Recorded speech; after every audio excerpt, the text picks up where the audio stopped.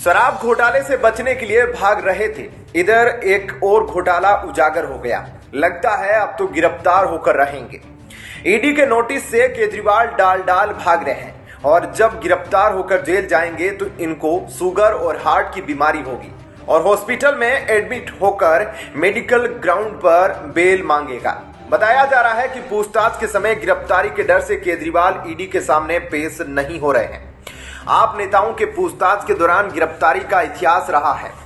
शराब घोटाले व मनी लॉन्ड्रिंग मामले में आपके 3 नेता गिरफ्तार होने के बाद जेल में हैं।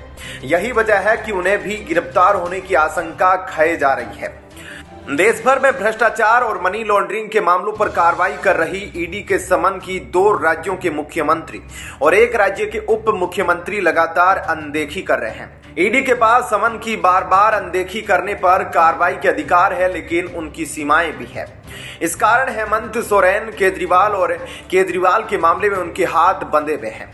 बताया जा रहा है कि इन मामलों में ईडी कानूनविदों की राय ले रही है। झारखंड के मुख्यमंत्री हेमंत सोरेन ईडी के 6 समन के बाद भी जवाब देने के लिए पूछताछ के लिए उपस्थित नहीं हुए हैं। रांची में जमीन घोटाला मामले में पूछताछ के लिए ईडी ने उन्हें पूरे परिवार की संपत्ति के विवरण के साथ आने को कहा है।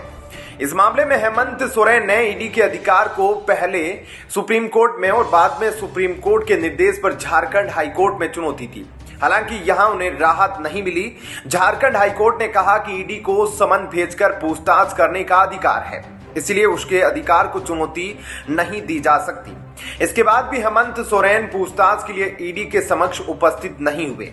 उधर सीएम सोरेन के अलावा दिल्ली के मुख्यमंत्री अरविंद केजरीवाल भी शराब घोटाला मामले में ईडी की ओर से 3 बार समन भेजे जाने के बाद भी पूछताछ के लिए नहीं पहुंचे हैं। ऐसे में भी बिहार के उप मुख्यमंत्री तेजस्वी यादव को भी लैंड फॉर जॉब घोटाले में ईडी ने दूसरी बार समन भेजकर 5 जनवरी को पूछताछ के लिए बुलाया है। पहले समन पर 22 दिसंबर को वे भी नहीं पहुंचे। इन तीनों राजनेताओं के मामले में, खासकर हेमंत और कांग्रेस के मामले में लगातार यह सवाल उठ रहा है कि अगर आगे भी ये राजनेता समन भेजने पर नहीं पहुंचे तो ईडी का अगला कदम क्या होगा। पीएमएलए की धारा 19 के तहत ईडी को यह अधिकार है कि लगातार 3 बार समन के बाद भी अगर कोई आरोपित पूछताछ के लिए उपस्थित नहीं होता है तो ईडी उसे गिरफ्तार कर सकती है, लेकिन उसके पास गिरफ्तारी के लिए पुख्ता आधार होने चाहिए। हाल ही में सुप्रीम कोर्ट ने भी एक मामले की सुनवाई के दौरान ईडी को कहा था कि अगर कोई ईडी के समन के बावजूद पूछताछ में उसे सहयोग नहीं कर रहा है तो केवल यह उसकी गिरफ्तारी का आधार नहीं हो सकता।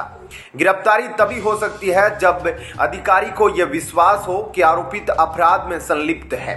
अक्टूबर में सुप्रीम कोर्ट ने मनी लॉन्ड्रिंग एक्ट के तहत गिरफ्तार किए गए एक रियल एस्टेट के 2 निदेशकों की गिरफ्तारी को अवैध करार देते हुए यह टिप्पणी की थी। ऐसे में क्या कहना है आपका इस खबर पर, कमेंट सेक्शन में जरूर बताएं। जय हिंद, जय भारत।